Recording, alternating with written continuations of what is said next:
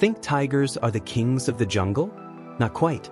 While they're powerful and majestic, the title doesn't fit. Tigers don't live in jungles, they inhabit forests, grasslands, mangroves, and even snowy mountains.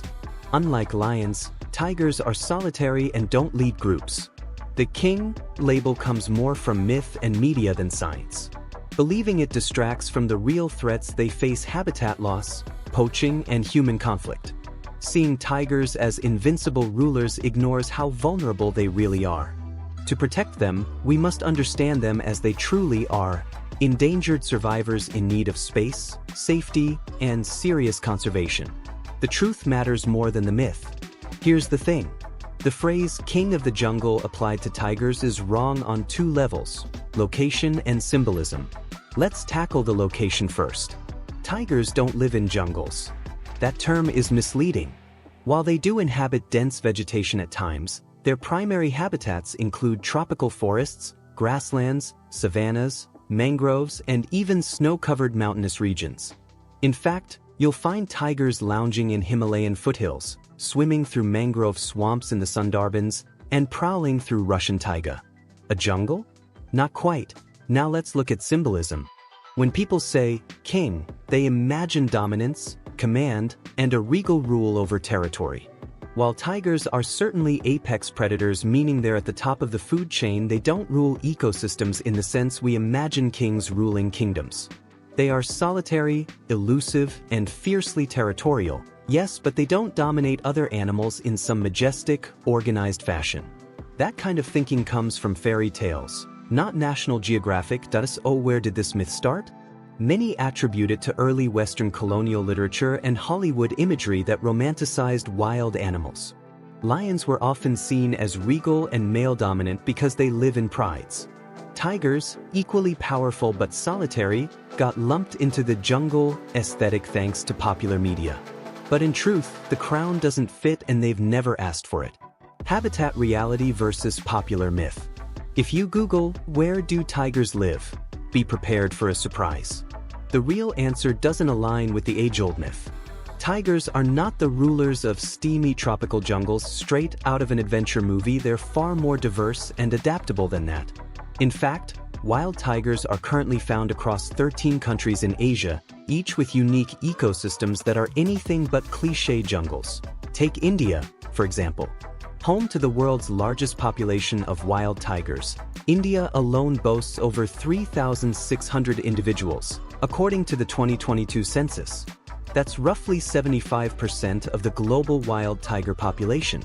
These tigers roam across a variety of landscapes: dry deciduous forests, open grasslands, mangrove swamps, and hilly terrain. Yes, they might hide in dense vegetation, but calling it a jungle in the Tarzan sense is wildly inaccurate. Now let's zoom out. The Siberian or Amur tiger is built for snow and silence, stalking its prey through the frozen forests of Russia's Far East. Meanwhile, the Sumatran tiger dwells in the misty rainforests of Indonesia, one of the few tiger subspecies that actually lives in a setting resembling a traditional jungle. In the Sundarbans, Bengal tigers have adapted to brackish water and mangrove roots, making them some of the only semi-aquatic big cats in the world. None of these environments align with the cinematic image of a jungle king swinging through vines or standing triumphantly on a hilltop like a Disney lion. In fact, you're far more likely to find a tiger wading through a swamp, blending into dry brush, or padding through snow than lounging under a tropical canopy. So calling them kings of the jungle isn't just outdated, it's factually wrong. This isn't about semantics, it's about perception. The more accurately we understand their habitat, the better we can grasp what's at stake when those ecosystems disappear. Mythical titles might sound grand, but they don't help conservation. Truth does. Population status, not ruling over much land. As majestic as they are, tigers are not ruling over vast lands filled with loyal subjects. The sad truth? Wild tiger populations hit rock bottom in the early 2010s, with only around 3,200 left in the wild. Since then, due to massive international conservation efforts, numbers have increased by approximately 74%.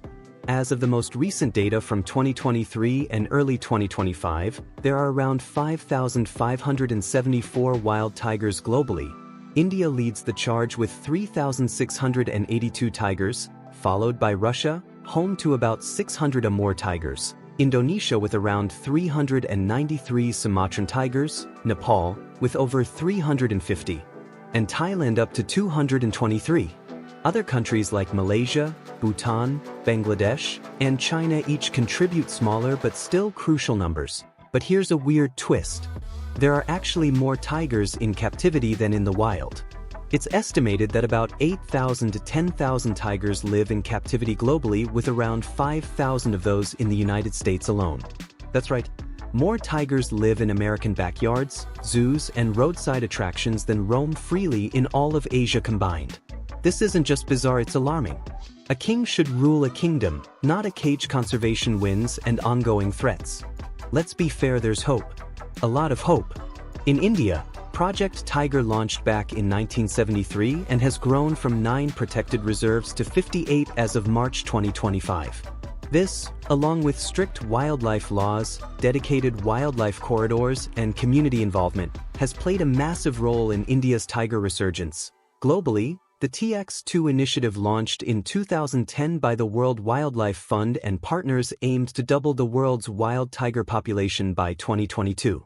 Though we didn't quite double it by the deadline, the current 74% increase is still a major conservation win. Programs like Panthera's Tigers Forever and conservation AI tools using drones and camera traps have helped track, protect, and monitor tiger populations more effectively than ever. But the threats haven't gone away. Poaching remains one of the top dangers to wild tigers, especially in Malaysia and Southeast Asia. The Malayan tiger population, for example, has plummeted from over 3,000 to fewer than 150 due to illegal hunting and deforestation. In Russia, poaching is resurging too, with reports of increased human-tiger conflict in regions where development is cutting into forests. And then there's habitat loss. Tigers today occupy only 6 to 7% of their historic range. That's shockingly low. Combine that with disease, prey decline, especially wild boar losses due to swine flu and human-wildlife conflict, and you have a fragile situation. In India's Maharashtra region alone, 75 tiger deaths were recorded in 2025, 30% of India's annual total. In that same region, 22 human fatalities were linked to tigers, igniting tension and demands for relocation. Technology is helping, no doubt. AI-powered monitoring systems, anti-poaching drones, and remote sensing tools are catching threats before they escalate. But why the myth is harmful? At first glance, calling tigers kings might seem flattering, empowering even. But here's the kicker. This myth actually hurts conservation. Because when people think of tigers as invincible kings, they often assume they don't need help. They're seen as self-sustaining, dominant, unbreakable. That image couldn't be further from reality. Tigers are extremely vulnerable to habitat changes, human encroachment, and poaching. By keeping them on a symbolic throne, we've distracted ourselves from the very real, very immediate action they need from us. If we truly see them as rulers of the wild, then we should be protecting their kingdoms, not just admiring their stripes. More importantly, we need to shift how we talk about wildlife in general. Tigers aren't royalty, they're keystone species. Their survival ensures the balance of entire ecosystems. They don't need a crown. They need space, food, protection, and our respect, not just through awe, but through action. So now you know the truth. Tigers are not kings. They're survivors, fighters, ghosts in the grass. And the reality is more powerful than any fairy tale. From their declining habitats to their incredible comeback stories, their tale is one of the greatest wildlife dramas of our time, and it's still unfolding. That if you've watched this far, I want to thank you. You've just taken a big step toward understanding how myths shape reality and how correcting them can save lives. Tigers don't wear crowns. They wear scars. And they need guardians, not fans. If this video moved you even a little, here's what you can do. Like this video. Share it. Subscribe for more truth-telling content. And consider supporting organizations like WWF, Panthera, or your local wildlife foundation. Because the jungle doesn't need a king. It needs allies. And you? You just became one.